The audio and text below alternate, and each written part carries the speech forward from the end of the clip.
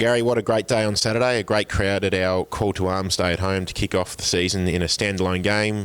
Chris Kane's 175th life membership game, and I suppose most important of all, a really good, hard-fought win against solid opposition.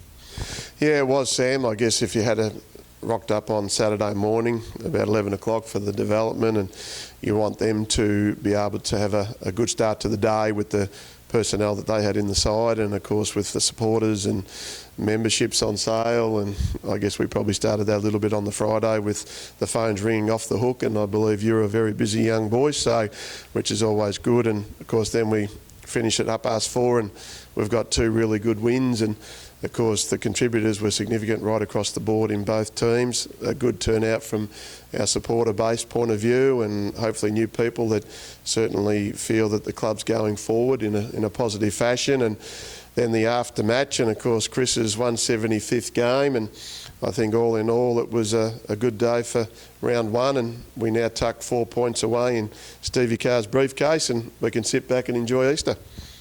And it seems as if, from just the overall match point of view, the first half in particular was certainly a hot contest, as you'd expect for the first game, but also a really defensively dominant game. Was that anything to do with tactics from either coaching box or just simply circumstantial?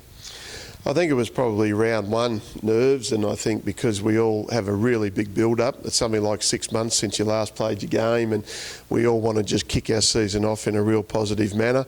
The Northern Blues, I think, had won something like 3 out of their 4 practice matches, so they came in with pretty good form. They obviously had a significant number of AFL-listed players playing as well, and we obviously are playing at home, and of course I think there was 6 new players anyway playing their first game for the club, and then you think about Mitchie Wooferton, who's been away for 12 months, and Robbie Nahas has been away for probably almost 9 years. So all in all there was some really exciting personnel that we knew played, but also too just that chemistry, and I think it was just a dour defensive game more often than not, to be brutally honest. And the really pleasing part for me was that I thought our intent was really good all day, and I can't remember looking back on the game where I felt we were outplayed. Okay, they got 3 goals in sort of the latter part of the last quarter, but we responded well with a bit of a fairy tale finish with Chris's goal on the siren, or after the siren. So I think overall we played some really positive footy,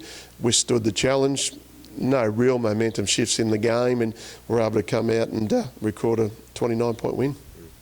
And there were several individual standout performances across the day. Brody Mychek continued on from where he left off last season. Guys like Dylan Viojo Rainbow and Eli Templeton certainly impressed in their first games for the club, but it must have been particularly pleasing to see Geordie Lyle back to some of his best old form. To boot 7 goals in a game like that was a huge effort.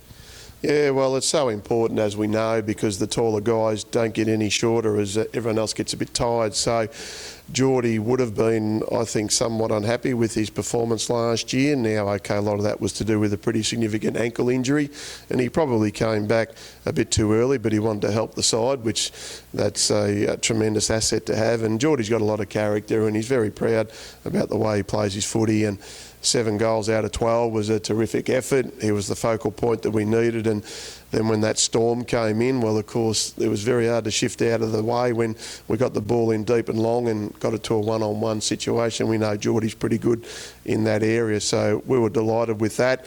Obviously, early when there was a heck of a lot of heat flying around, I thought Mychek, Vojo Rainbow and Huey Sandilands as well, and young Tommy Gordon I thought was also too pretty good on the day. So that means there is probably a bit too much ball going inside our defensive 50, but they were really able to stick to the mechanisms that we want, which is to defend really, really hard, and then that will create scoring opportunities as the game unfolds. And just to finish, it's obviously a little bit of a quirk now, the fact that we've got what you'd call a bye before travelling up to Geelong the following week for round 2. What's the next few days going to look on the training track now? And we were just talking off camera about the potential migraine you might have of the makeup of the side as well. So you've got a bit to think about over the next week or so. What's it going to look like? Yeah, well, thankfully I've got 2 weeks to actually think about it, mate, rather than having to make a lot of decisions within the space of a short week. But we'll review the game and go through it as we always do. And the boys will train today, they'll train again Wednesday, then they'll have the rest of Easter off, and we'll come back and start our week's preparation on Easter Monday, heading into Geelong. And we're going to just have to have a look at who is available the following weekend, And if they have to play home club, they have to play home club, because it's one of those quirks. As you said, we brought our game forward, round one obviously. We did it for all the right reasons, and it turned out pretty well. But obviously we now know we'll get Easter off, and the Twos unfortunately have 2 weeks off in a row. But we'll do what we always do. We'll train hard in the break, and we'll certainly then go about picking the best side, because Geelong at Geelong is a formidable opponent.